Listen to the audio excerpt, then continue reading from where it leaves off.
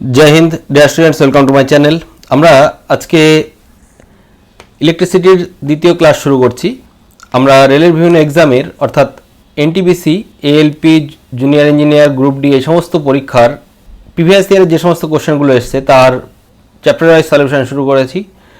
আজকের ক্লাস ইলেকট্রিসিটির second class. এর আগে আমরা একটা প্রিভিয়াস ইয়ার সলিউশন করেছি, তাতে 44টি কোশ্চেন আলোচনা করেছি। আজকে তারপর থেকে অর্থাৎ কোশ্চেন নম্বর 45 থেকে আরও প্রায় 50টি কোশ্চেন আলোচনা করব। চলো শুরু করছি আজকের question number 5। Among various electrical safety devices, one based on the heating effect of electric current is called a fuse, protective relay, circuit breaker, surge protector. দেখো, বিভিন্ন বৈদ্যুতিক নিরাপত্তা যন্ত্রের মধ্যে কোনটি তড়িৎ প্রবাহের উত্তাপের প্রভাবের উপর নির্ভর করে? দেখো, তড়িৎ প্রবাহের ফলে যে তাপ উৎপন্ন হয় তার উপর বেস করে নির্মিত হয়েছে ফিউজ। ফিউজটা কি? সার্কিটের লাইভ তারে যুক্ত করা হয় ফিউজ তারটা। সেক্ষেত্রে যদি নির্ধারিত তড়িৎ প্রবাহ মাত্রার চেয়ে বেশি তড়িৎ প্রবাহিত হয় তবে ফিউজ তারের মধ্যে যে রোধ থাকে তার প্রভাবে সেখানে তাপ উৎপন্ন হয় বা উত্তাপ উৎপন্ন হয়। তাপের প্রভাবে তখন ফিউজ তারের গলনাঙ্ক কম থাকে, সেটা গলে গিয়ে সংযোগ বিচ্ছিন্ন করে এবং বাড়িতে যে যন্ত্রপাতিগুলো ব্যবহার করা হয় সেগুলোকে রক্ষা করে, অর্থাৎ নিরাপত্তা যন্ত্র হিসেবে কাজ করে। তাহলে তড়িৎ প্রবাহের উত্তাপের প্রভাবের উপর ডিপেন্ড করে নির্ণয় হয়েছে হচ্ছে ফিউজ। ওকে, নেক্সট কোশ্চেন নম্বর 46।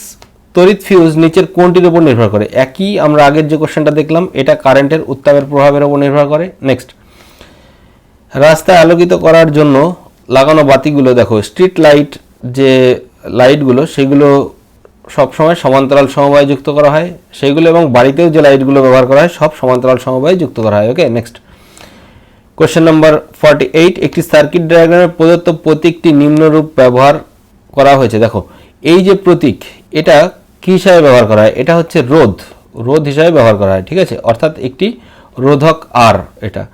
নেক্সট, এই যে প্রতীক বৈদ্যুতিক সার্কিটে সংকেতের ব্যবহার, এটা এই যে চিহ্নটা এটা দ্বারা নির্দেশিত হয় রিওস্ট্যাট, ঠিক আছে।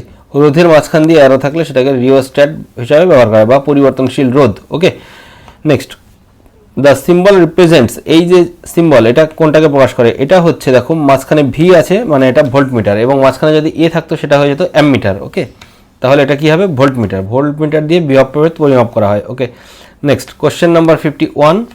বৈদ্যুতিক সুইচগুলি কোথায় সংযুক্ত থাকে? সুইচ কোথায় সংযুক্ত থাকে? সবসময় লাইভ তারে সুইচ সংযুক্ত থাকে। ওকে, লাইভ তারে সবসময় সুইচ, লাইভ বা মেন তারে হচ্ছে সবসময় সুইচ যুক্ত থাকে। ওকে, নেক্সট কোশ্চেন নাম্বার 52।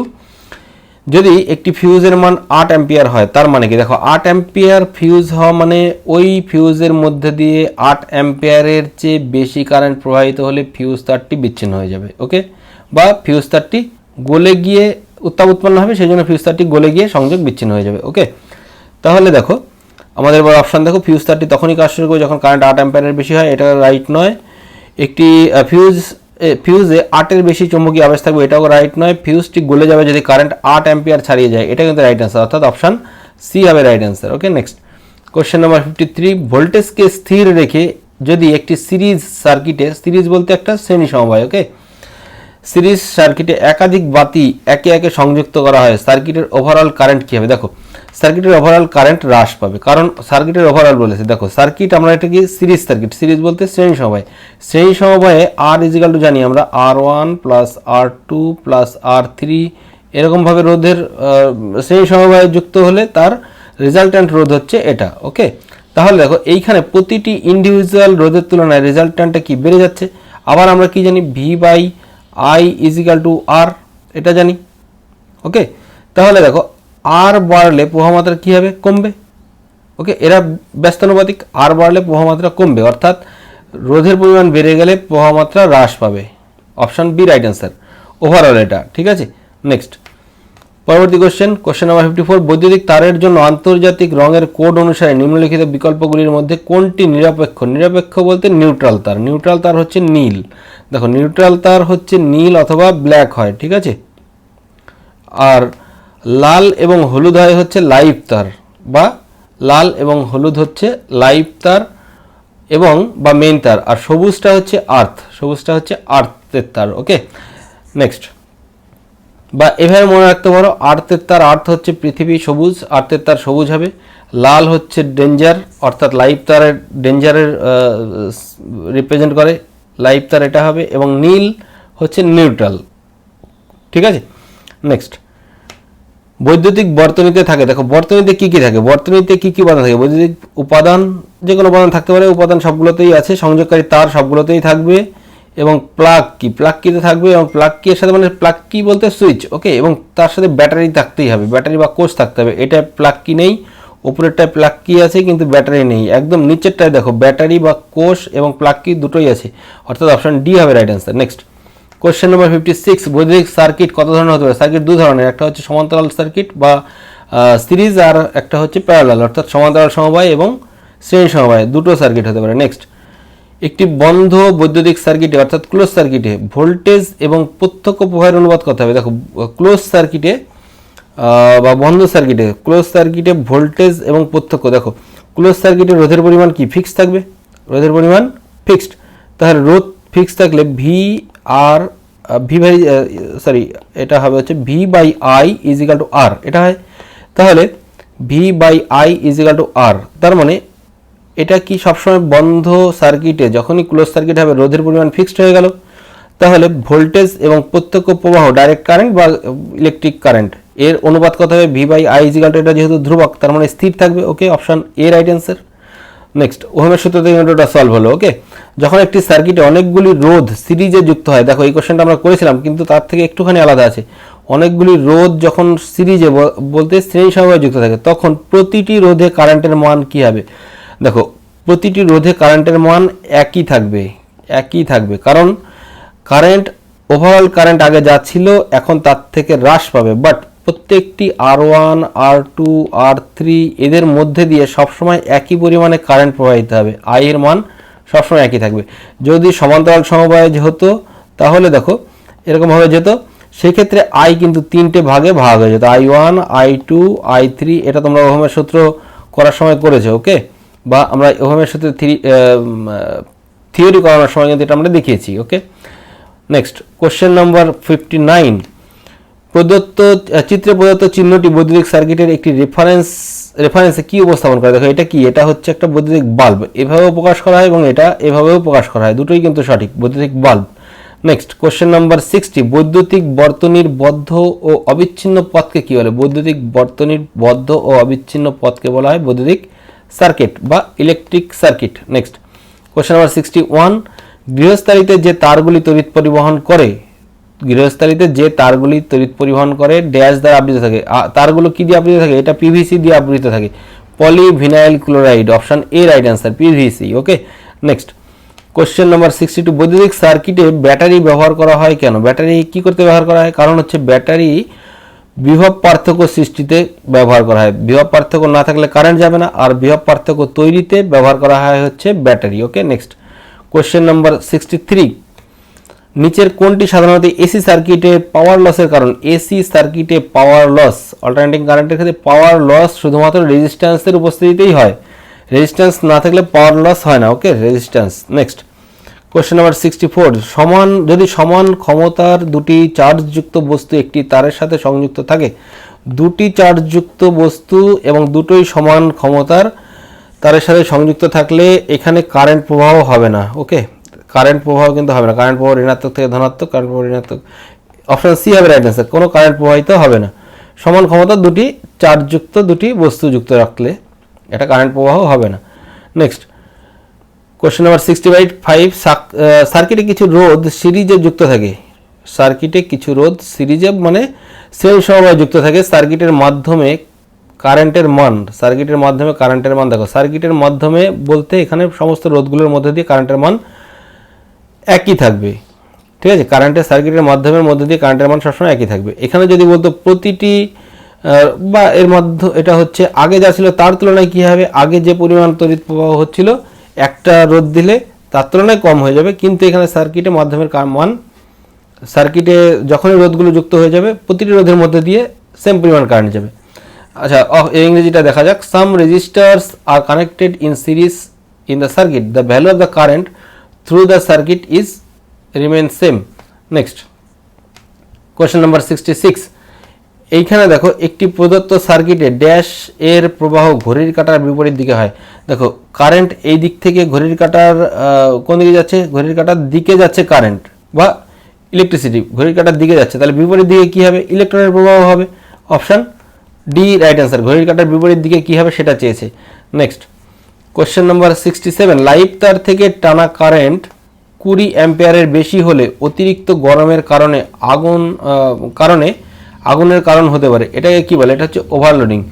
20 অ্যাম্পিয়ারের বেশি হয়ে গেলে গরম হয়ে যাবে, সেই জন্য আগুন লাগতে পারে, তাকে বলা হয় হচ্ছে ওভারলোডিং হয়ে যাবে। ঠিক আছে, নেক্সট, কোশ্চেন নাম্বার 68। একটি সার্কিটে বৈদ্যুতিক প্রবাহকে প্রবাহিত করার জন্য একটি মাত্র পথ আছে।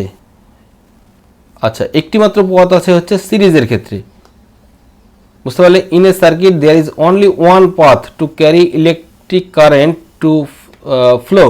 ইলেকট্রিক কারেন্ট একটা পথ দিয়েই যাবে, সেটা হচ্ছে সিরিজ বা শ্রেণী সমবায়। যখনই সমান্তরাল সমবায় হয়ে যাবে তখন 2 বা তার অধিক সংখ্যক পথ কিন্তু রেডি হয়ে যাবে। ওকে, নেক্সট, কোশ্চেন নাম্বার 69। একটি বৈদ্যুতিক সার্কিট ডায়াগ্রামে একটি কোষের প্রতীক একটি দীর্ঘ এবং একটি ছোট উলম্ব রেখা নিয়ে গঠিত। এরকম একটি দীর্ঘ এবং একটি ছোট উলম্ব রেখা নিয়ে গঠিত।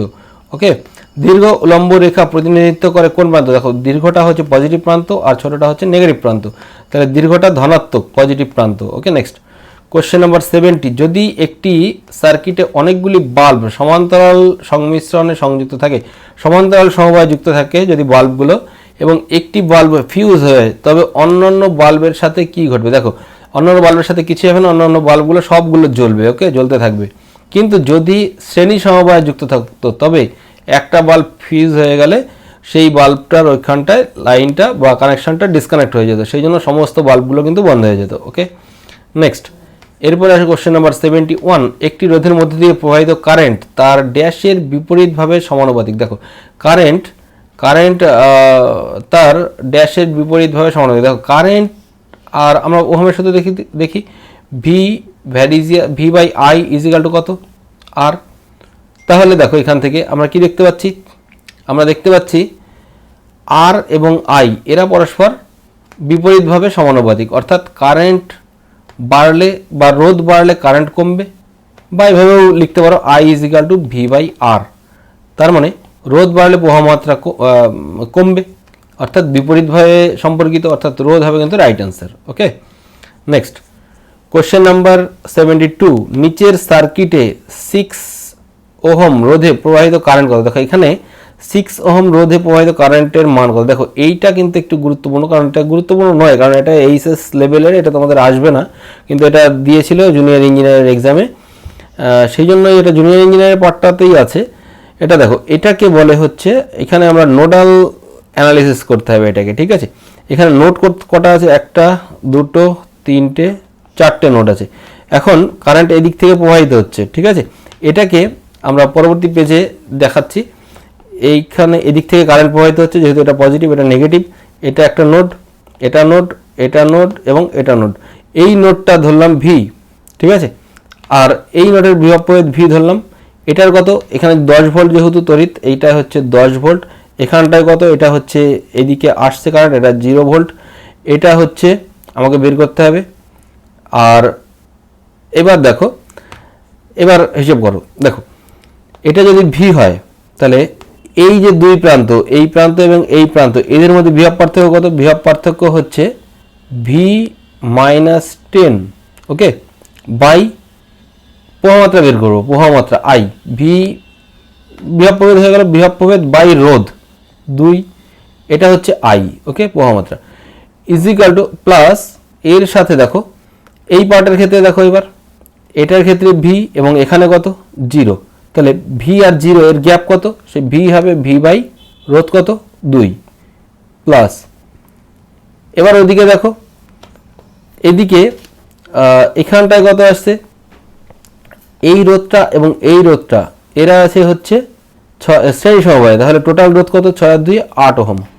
তাহলে এখানেও রোধ কত, এখানে 0 আর এখানে হচ্ছে ভি আর এখানকার বিভব প্রভেদ এখানকার বিভব প্রভেদ সেম হবে যেহেতু সেম সমবায়ে আছে। ওকে, তাহলে দেখো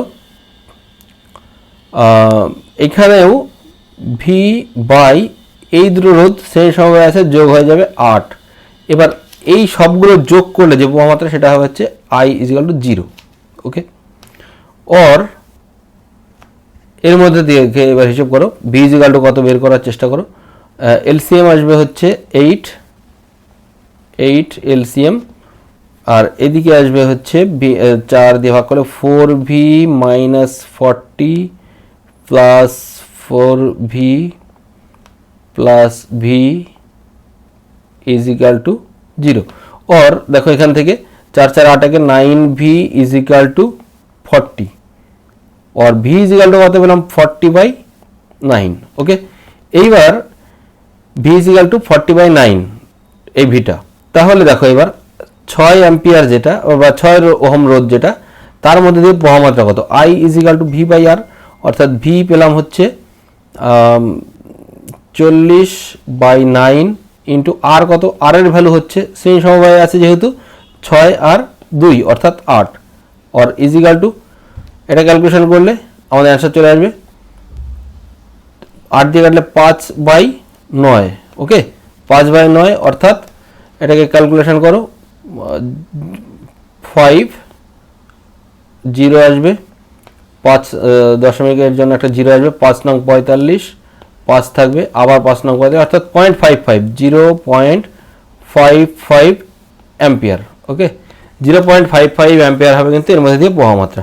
বোঝা গেল 0.55 দেখো এখানে অপশন বিতে 0.55 ampere. Okay, next question number 73।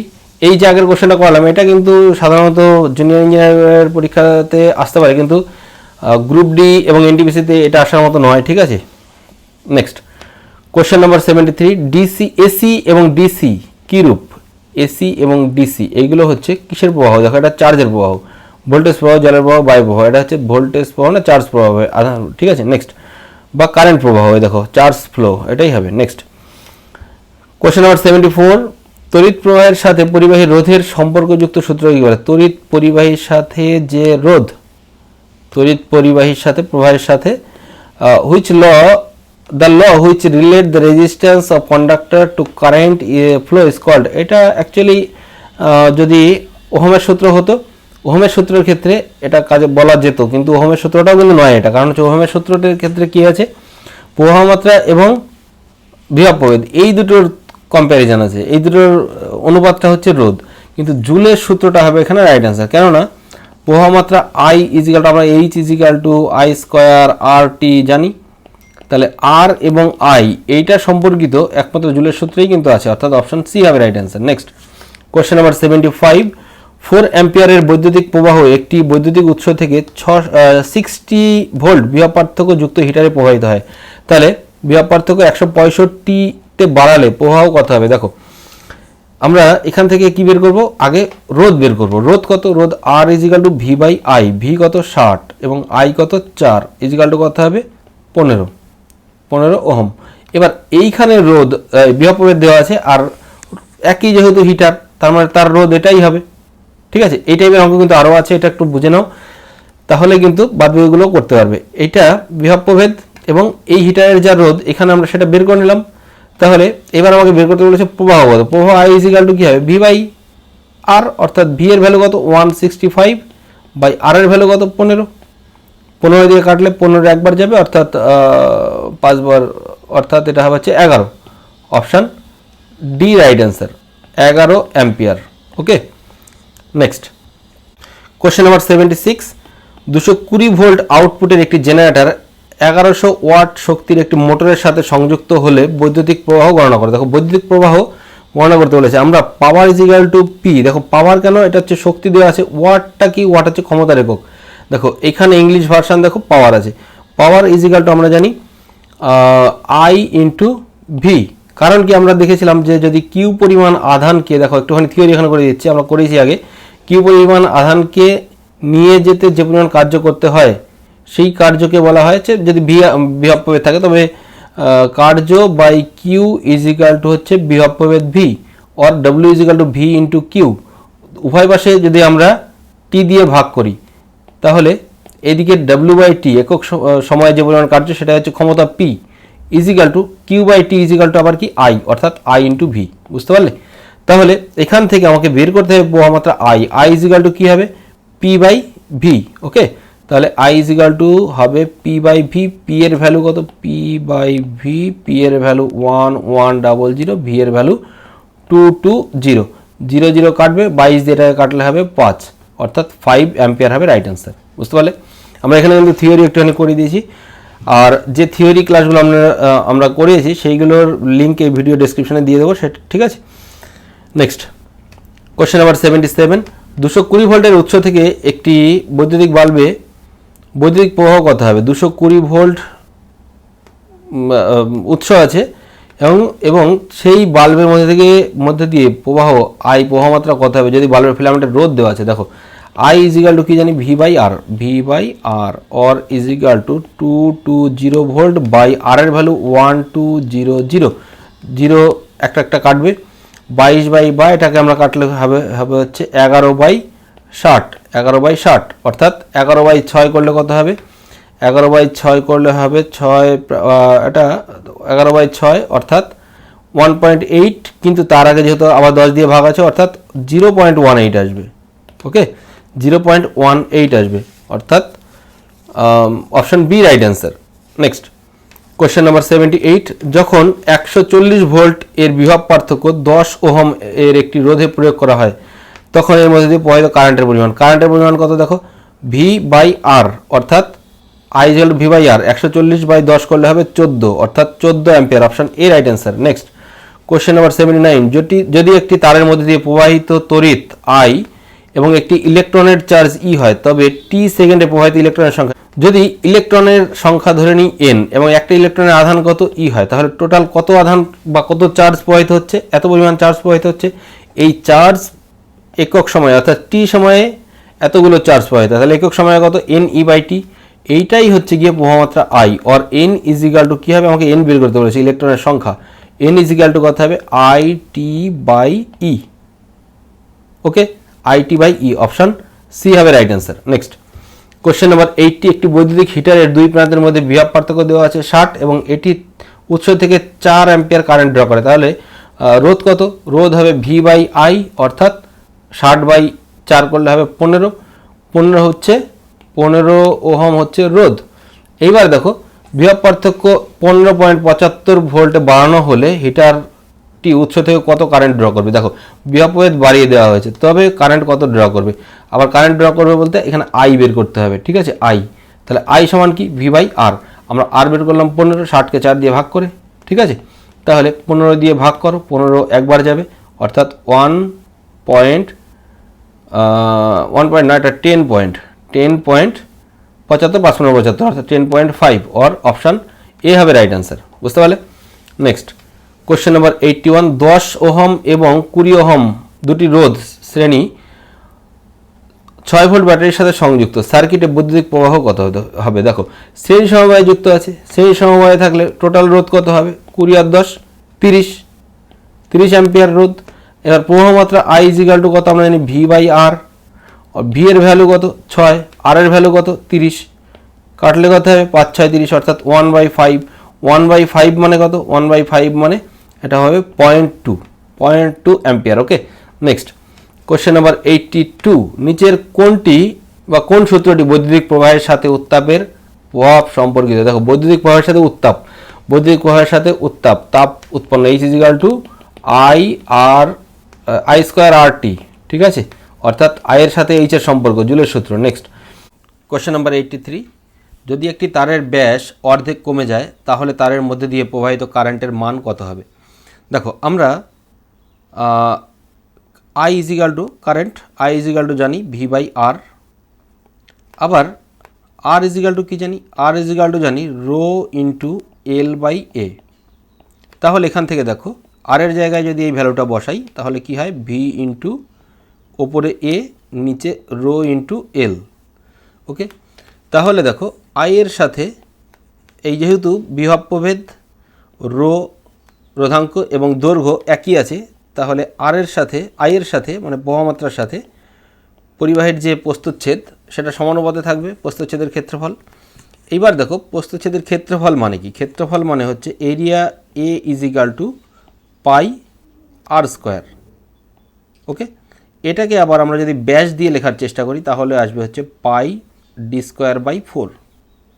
বুঝতে পারলে?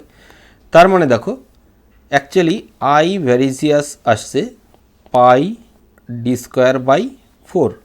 এবার এদের মধ্যে দেখো পাই এবং 4 এই দুটো ধ্রুবক, তাহলে actually I is equal two বা ভ্যারিজিয়াস ডি স্কোয়ার লিখতে পারি।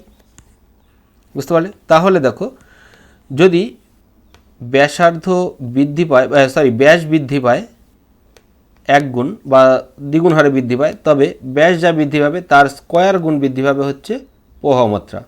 এবার ব্যাসটা কি হয়েছে? অর্ধেক হয়ে গেছে, মানে কমে গেছে। কমে গেলে প্রবাহমাত্রাও কমে যাবে। কতটা কমবে দেখো, I varies as D square, or আমরা এখান থেকে লিখতে পারি দেখো ডি স্কোয়ার কী হয়েছে, ডিটা হয়েছে হাফ।